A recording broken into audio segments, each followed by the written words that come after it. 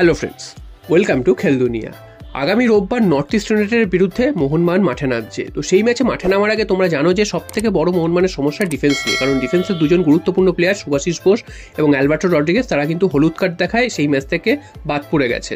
তোমার প্রশ্ন হচ্ছে সেই জায়গায় কারা খেলবে। তো এটা নিয়ে কিন্তু রোজই জল্পনা চলছে যে কোন প্লেয়াররা খেলতে পারেন সেই জায়গায়, কারণ আলাদিনের মতন গুরুত্বপূর্ণ প্লেয়ার রয়েছে। সেই আলাদিন কিন্তু প্রত্যেক ম্যাচে প্রায় গোল করছে, তো সেই প্লেয়ারকে আটকাতে হবে। এছাড়াও নর্থ ইস্ট ইউনাইটেড পুরো দলটাই কিন্তু খুব ভালো ফুটবল খেলছে এবং তারা কিন্তু পরপর কয়েকটা ম্যাচ জিতে হচ্ছে। যদিও ইস্ট বেঙ্গলের সাথে তারা কিন্তু হেরে গেছে, আলাদিন কিছু করতে পারেনি।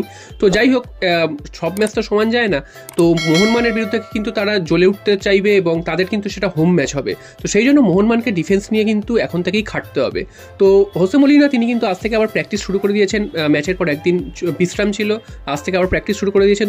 সেই প্র্যাকটিসে এটা জানা যাচ্ছে সেখানে শুভাশিসের বিকল্প হিসাবে কিন্তু দুজন প্লেয়ারকে দেখে নিচ্ছে। একটা হচ্ছে আশিক কুরুনিয়ান এবং একটা হচ্ছে আমনদীপ। আমনদীপ অনেকদিন কিন্তু তিনি মানে ফার্স্ট 11-এ খেলেননি, সে কারণে আমনদীপ কতটা খেলতে পারবেন সেটাও কিন্তু একটা সন্দেহ।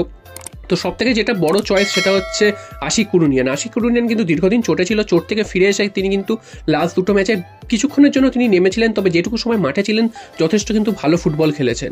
তো সেইখানে যদি দাঁড়িয়ে দেখতে হয়, যদিও তিনি লেফট ব্যাক হিসাবে খেলেননি এবং তিনি বাঁ দিকের প্লেয়ার, তাই জন্য তাকে কিন্তু লেফট ব্যাক হিসাবে খেলানো যেতে পারে এবং প্রয়োজনে তিনি কিন্তু লেফট উইং ব্যাকের কাজটাও করতে পারবেন, অর্থাৎ ওভারলেপও তিনি যেতে পারবেন। তো সেই কারণে কিন্তু আশিক কুরুনিয়ানের খেলার সম্ভাবনা অনেকটাই বেশি, যদিও এখনও মলিনা কিন্তু ঠিক করেননি যে কোন প্লেয়ারকে তিনি লেফট ব্যাক অর্থাৎ শুভাশিস বোসের জায়গায় খেলাবেন। তো আশিক কুরুনিয়ানকে আমরা কিন্তু দেখতে পেতে পারি, এমনটাই কিন্তু জল্পনা চলছে। এছাড়াও কিন্তু আমনদীপ, তাকেও কিন্তু রেডি রাখা হচ্ছে, যদি কখনো প্রয়োজন পড়ে সেক্ষেত্রে কিন্তু আমনদীপকে আমরা দেখতে পেতে পারি। এবার চলে আসি সেন্ট্রাল ব্যাকের কথা, অর্থাৎ অ্যালবার্টো রড্রিগেজ এই জায়গাটায় খেলেন, কারণ অ্যালবার্টো রড্রিগেজের সাথে টম অ্যালডারের জুটিটা কিন্তু খুব ভালো জমে গেছিল। তো হঠাৎ করেই সেই একটা ম্যাচে কিন্তু সেই জুটিটা ভেঙে যাচ্ছে এবং সেখানে কে এসে সেই জায়গাটা কিন্তু মানে মেরামত করবে সেটাই দেখার, কারণ এই দুজন জুটি কিন্তু লাস্ট 2-3টে ম্যাচে আমরা দেখেছি কোনো গোল হজম করেনি এবং দুর্দান্ত ফুটবল খেলেছে।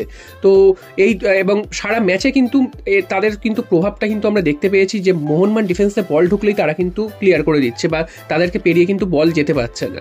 তো সেই প্লেয়ার একজন নেই তাদের মধ্যে, সেটা মোহনবাগানের একটা দুশ্চিন্তার কারণ অবশ্যই। তবে সেই জায়গায় যেটা আমরা বুঝতে পারছি সেখানে কিন্তু দীপক টাংরিকে আমরা কিন্তু সেন্ট্রাল ব্যাক হিসাবে দেখতে পেতে পারি।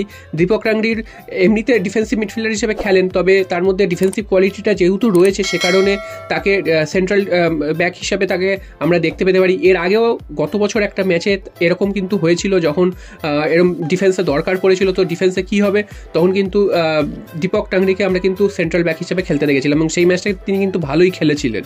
তো আবার সময় এসছে তো সেই জায়গাটা মেরামত করার এবং দীপক টাংরিকে সেন্ট্রাল ব্যাক হিসেবে দেখতে পাওয়ার। যদি না মলিনার মাথায় অন্য কিছু চলে বা অন্য কোনো প্লেয়ারকে হঠাৎ করে নামিয়ে না দেন, সেক্ষেত্রে কিন্তু দীপক টাংরিকে দেখতে পাওয়ার সম্ভাবনাই সব থেকে বেশি সেন্ট্রাল ব্যাকে। এছাড়াও সুমিত রাঠির কথা বলাও ছিল, তবে সুমিত রাঠি যা পারফরমেন্স লাস্ট ছিল তাতে কিন্তু তার সুযোগ পাওয়া একদমই সম্ভব নয় এবং সুমিত রাঠির দীর্ঘদিন খেলার মধ্যেও নেই। তো সুমিত রাঠির চান্স পাওয়াটা কিন্তু খুব একটা গ্রহণযোগ্য নয়, তবে দীপক টাংরি তাকে কিন্তু আমরা সেন্ট্রাল ব্যাক হিসাবেই দেখতে পেতে পারি। তো তোমাদের কি মনে হয় এই দুটো পজিশনে কোন কোন প্লেয়ার খেললে ভালো হয়? তোমরা অবশ্যই সেটা